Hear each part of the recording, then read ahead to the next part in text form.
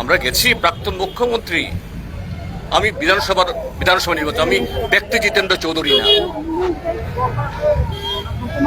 আর এই যে নপুংসক একজন অফিসার, ওয়েস্টের ডিএম পারে, এটা কি আমি বলবো না আমার মুখে দিয়ে। এই ব্যবহারটা কিসের ইঙ্গিত? কিসের ইঙ্গিত? Stop. With people like this. No, no, Tripura. Huh? You're threatening people. Don't do this. We have lost one of the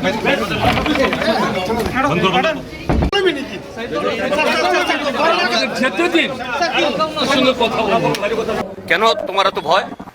আর আমরা দেখতে এসছি, আমরা তো এখানে অন্য কথা বলিনি। তো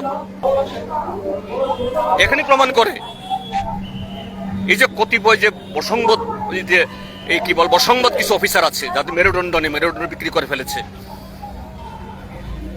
এরা এটাকে লুকাতে চেষ্টা করছে। আজকে এই মর্মন্তুদ ঘটনা শোনার পর আমরা ধরে গেছি জীবিতে। আমি আমাদের শ্রদ্ধেয় কমরেড মানিক সরকার, আমরা সেখানে কথা বলছিলাম ধনকর সাহেবের সহধর্মিণীর সাথে। আপনার পরিবারে কে আছে? তার একমাত্র সন্তান কানাডাতে আছে, শুনেছি কদিন বাদে নাকি তার বিয়ে ঠিক হয়েছে। আমরা বললাম, ডাক্তার মহাশয়দেরকে অনুরোধ করলাম যে ধনকর সাহেবের এই ডেড বডি, মরদেহ, এটাকে প্রিজার্ভ করুন। তার ছেলে এখানে আসুক, কানাডা থেকে ফিরে আসুক। চিকিৎসা বিজ্ঞানের ব্যবস্থা আছে, 2 দিন 3 দিন 4 দিন 5 দিন তার দেহ সংরক্ষণ করা যায়, আর বেশি দিনও করা যায়।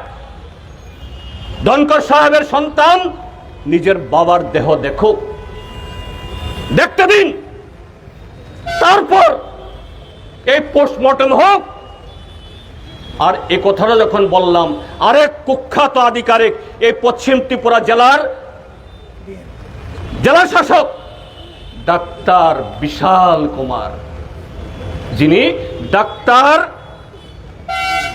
মানিক সাহার সবচেয়ে কাছের লোক, তিনি ধমক দিয়ে বলছেন এখানে কথা না। আমরা যখন হু আর ইউ, কার সাথে কথা বলছো তুমি? বিড়ালের মতো চুপ হয়ে এক কোনায় চলে গেছে। কেন ভয়? কেন ভয়? বিশাল কুমারটার ভয় কেন?